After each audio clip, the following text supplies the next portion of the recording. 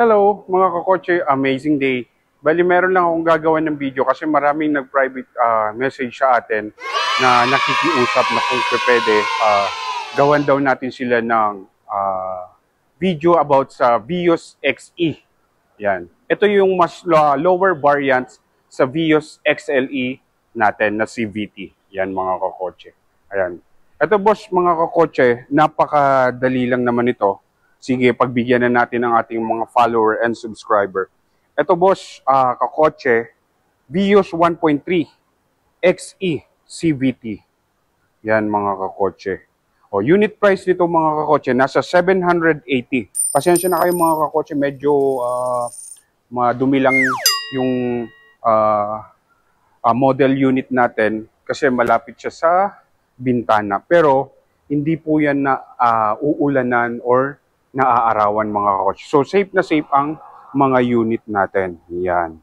Oh. Difference nitong mga kakotse, good thing, ayan, meron siyang XLE na katabi, so mas makukumpare natin or maipapakita ko sa inyo kung ano yung difference niya. Difference nito, yan, sa dyan, ayan, ito, na nakikita mo yung black, yan yung XLE mga kakotse.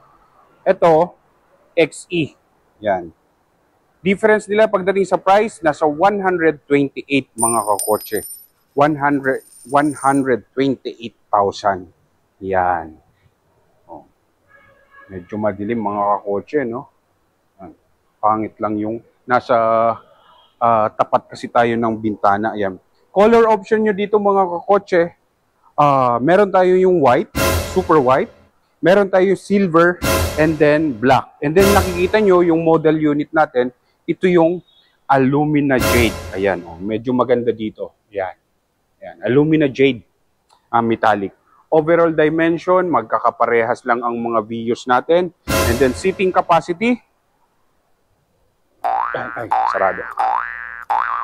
Ayun, sarado. Yeah, sorry mga kakotse. Hindi ko na-check. Oh, seating capacity nito mga kakotses, 5 po. Yan. Yan. Oh. Bali, central lock na siya mga kakotse. Buksan natin doon.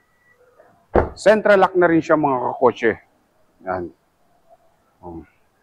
Yan. And then yung engine natin mga kakotse, sa ngayon, ang mga Vios natin, wala ka na makikitang 1.5. Kasi, paparating na yung bagong Vios natin, yung 80. Yan.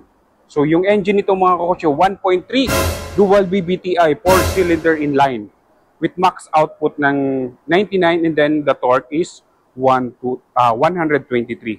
Continuous variable timing ang pagka-automatic nito mga kakotse. Ayan, pakita ko. Yan, automatic yan mga kakotse. Ayun. Yan. Yan. Pakita lang natin kasi maraming nag-PM sa atin kung pwede daw makapag-request yan.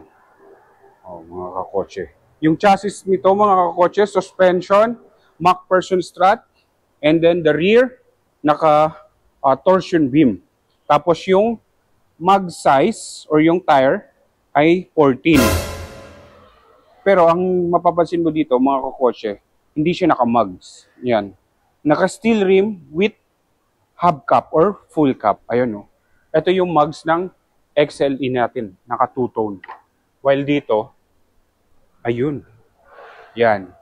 14 po yung mugs size or yung tire. Yan. Front disc brake, tsaka rear, yung rear brake niya ay drum mga kakotse. Yan.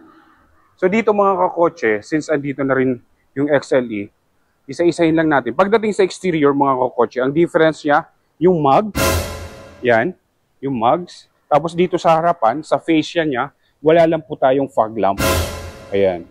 Walang fog lamps. Hindi siya naka-mugs. Ayan. Ito yung XLE, naka-fog lamps, LED. Tapos, dito sa outside or outer mirror niya, naka-black color. Ayan. Tapos, yung door handle niya, color black, mga kakotse. Ayan.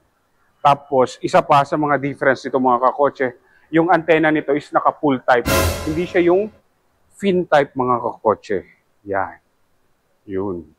Yan, ayun o. Ito yung sa XLE natin, naka-fin type yan. For aerodynamics, nakakatulong yan sa aerodynamics yan.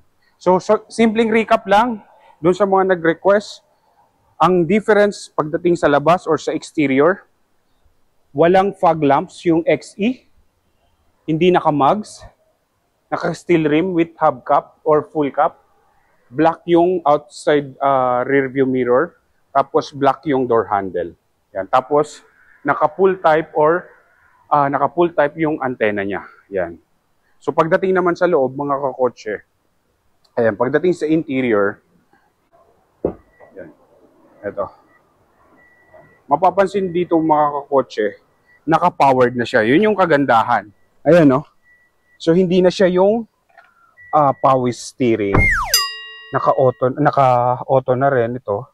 Tapos, powered. Yan. Dito lang sa side mirror, hindi siya power adjust. Kailangan mo pang ibaba yung bintana. Yan. Para ma-adjust mo yung settings ng mga outside rear view mirror mo. Yan. Yun yung sa interior natin. Yan. O, dito, pagdating sa infotainment, sa controls, magkakaparehas lang. Ayan, automatic CVT.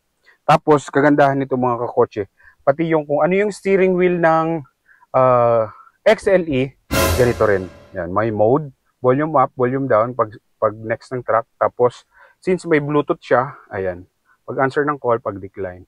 Ito sir, ito mga kakotse, meron na siyang Apple CarPlay and Android Auto. Kailangan lang ng cord. Yan. Yan. Yan. Same sila sa XLE. Ayan mga kakotse. O yun. So mga nag-request, nakita nyo na. Yan. O, di ba? O, simpleng napaka-simple lang, napaka-user-friendly, napakadali lang.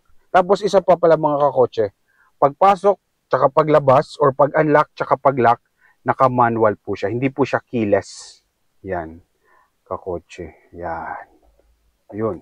So, ulitin ko, dito sa interior, ang difference lang sa XLE is yung power adjust. Yan.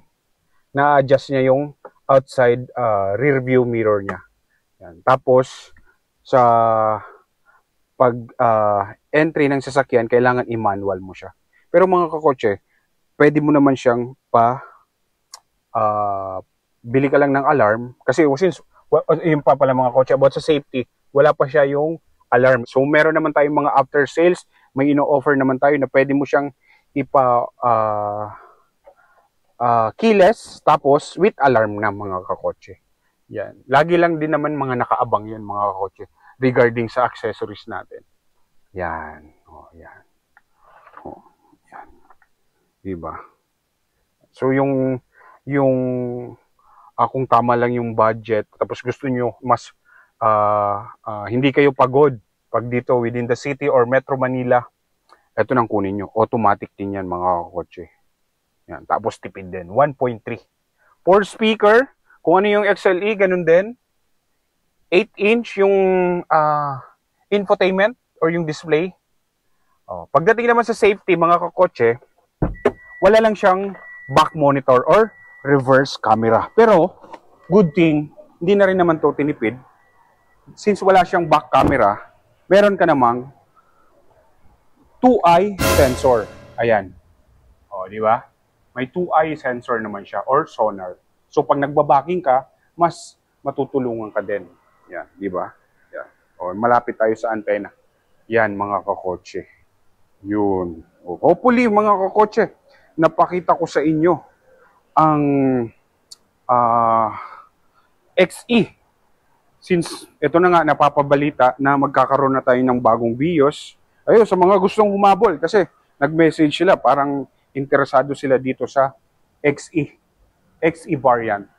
Kasi ang gagawin daw nila is bili na lang ng mugs, magpapalit ng mugs, yan. Yan. So, pogi na. Yan. Since may color black, para hindi mo mapapansin ito, kasi black siya, mag-color black ka. O hindi mo naman mapapansin, parang colored kid na rin or body color. Tapos yung door handle, black din mga kakotse. Yan.